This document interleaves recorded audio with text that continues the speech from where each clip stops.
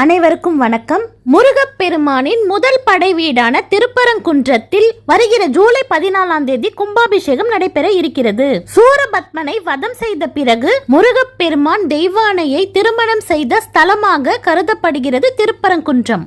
முருகப்பெருமான் திருமண கோலத்தில் தெய்வானை அகஸ்திய முனிவரோடு காட்சி கொடுக்கும் ஸ்தலம் இது. இக்கோயில் குடைவரை கோயில் என்பதால் மூலவருக்கு அபிஷேகங்கள் செய்யப்படுவதில்லை. மாறாக முருகன் திருக்கை வேலுக்கு அபிஷேகங்கள் செய்யப்படுகிறது. திருப்பரங்குன்றத்தில் கும்பாபிஷேகம் நடைபெற்று 12 ஆண்டுகளுக்கு மேலாகிவிட்டது. ஆதலால் ஜூலை 14ஆம் தேதி கும்பாபிஷேகம் நடைபெற இருக்கிறது. இதற்காக ஜூலை 10 நேற்றே யாகசால பூஜைகள் துவங்கி நடைபெற்றுக் கொண்டிருக்கிறது. ஜூலை 14ஆம் தேதி காலை 5:25 மணிக்கு மேல் தொடங்கி 6:10 மணி வரைக்குள்ளாக கும்பாபிஷேகம் நடைபெற இருக்கிறது. இதனால் மதுரை மீனாட்சி அம்மன் கோவிலில் இருந்து மீனாட்சி, சொக்கநாதர் உள்ளிட்ட பஞ்சமூர்த்திகள் திருப்பரங்குன்றத்தில் எழுந்தருள இருக்கின்றனர். ஆதலால் மீனாட்சி அம்மன் கோவில் ஜூலை 13 மாலை முதல் ஜூலை 14 முழுவதும் நடை சாத்தப்பட்டு இருக்கும்.